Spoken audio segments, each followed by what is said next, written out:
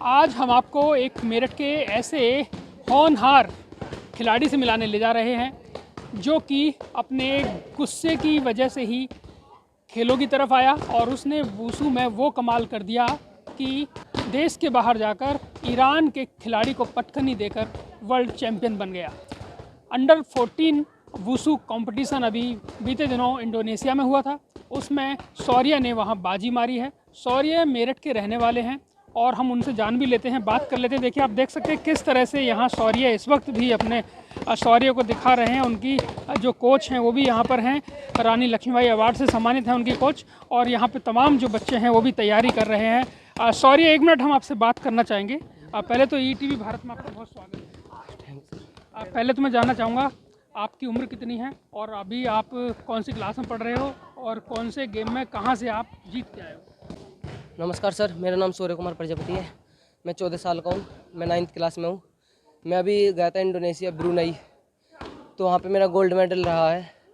मेरी 3 फाइट हुई थी, तीनों में जीत गया, इसी वजह से मेरा गोल्ड मेडल है। अच्छा, ये कैसे तय किया कि आपको वुशु खेलना है? और परिवार का थोड़ा बैकग्राउंड बताइए, पापा क्या करते हैं, मम्मी क्या करते हैं, और मतलब किस तरह से यहाँ आना हुआ, मतलब इस गेम की तरफ? इस गेम में आना हुआ, मेरे घर वालों ने बहुत अच्छी सपोर्ट की। मेरे पापा पैरालाइज हैं, बीमार हैं अभी, तो इसी वजह से मेरी मम्मी पूरा खर्चा उठाती है। सपोर्ट हमारी मैम करती है, मैम भी करते हैं, घर वाले भी करते हैं।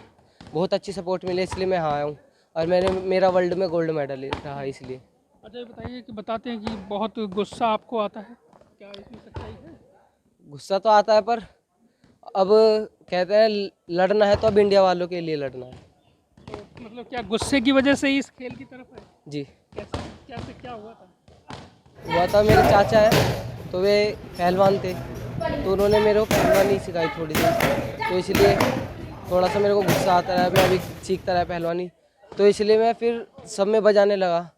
तो अब मेरे मम्मी पापा ने, मैम ने तय किया कि ये इन्हें यहाँ डाल दो स्टेडियम में। तुम्हारी मैम जब से प्रैक्टिस कराते हैं और अब मेरा गोल्ड मेडल है। तो अब पेशेंस भी रखना होता है, गुस्सा भी ना आए, कंट्रोल भी करना है, जीतना भी है, कैसे कर पाते हैं? अब पहले आता था गुस्सा, पर अब नहीं आता। अब डर लगता है कि कुछ हो ना जाए मेडल को। जी। तो सॉरी, ये बताओ, जब वहाँ मुकाबला हो रहा था तो क्या कुछ मन में चल रहा था? मन में चल रहा था, डर लग रहा था थोड़ा थोड़ा, पर डर के आगे जीत है, इसलिए मैं लड़ता रहा, गोल्ड मेडल। अच्छा, आगे के लिए आपने अपने लिए क्या लक्ष्य निर्धारित किया है? करना क्या है फ्यूचर में? इसी में आगे जाना है? क्या पाना है? क्या अचीव करना चाहते हो? मेहनत तो अभी पूरी कर रहा हूँ, अब वो देखते हैं भगवान क्या चाहते हैं। जो भगवान बनाएंगे हम तो वो बन जाएंगे। जी। बाकी अच्छा लग रहा है? बहुत अच्छा लग रहा है सर। अच्छा, तो इतनी छोटी सी उम्र में इतना कुछ आपने गेन कर लिया, क्योंकि बहुत से बच्चे हैं लगातार कंपटीशन खेलते हैं, पूरे देश भर से जाते हैं। तो वहाँ कितने देशों के जो बच्चे आए थे? वहाँ पूरे देश के बच्चे आए थे, 20-22 देश के बच्चे आए थे। जी। और कुछ आप कहना चाहेंगे? वैसे हमारी नेहा मैम है, ये हमें प्रैक्टिस कराती है, बहुत अच्छा प्रैक्टिस कराती है। मेरठ में कोई नहीं कराता ऐसी। आप रिजल्ट भी देख रहे होंगे, गोल्ड मेडल है, तो इसलिए नेहा मैम बहुत अच्छी प्रैक्टिस कराती है। मेरा नाम नेहा कश्यप है। मैं कैलाश प्रकाश स्पोर्ट्स स्टेडियम में वुशु की कोच हूँ और मैं खुद भी 4 टाइम्स इंटरनेशनल मेडलिस्ट भी हूँ और अभी रानी लक्ष्मीबाई अवार्ड भी मुझे मिला है योगी जी से। थोड़ा सा अपने शिष्य के बारे में बताइए। शौर्य जो है मेरे पास 2017 में स्टेडियम में आया था, जब वो इतना छोटा सा था।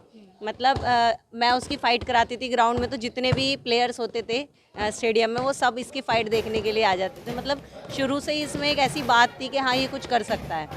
तो आज वो टाइम आ गया है कि इसके काफ़ी सारे नेशनल्स में भी मेडल है और उसके बाद अब इसका इंटरनेशनल के लिए सिलेक्शन हुआ है, तो ये international 9th world wushu championship में गोल्ड मेडल लेके आया। अगली प्रतियोगिता के लिए अभी सर ये साल में 2 बार, मतलब 2 साल में 1 बार आती है वर्ल्ड चैम्पियनशिप।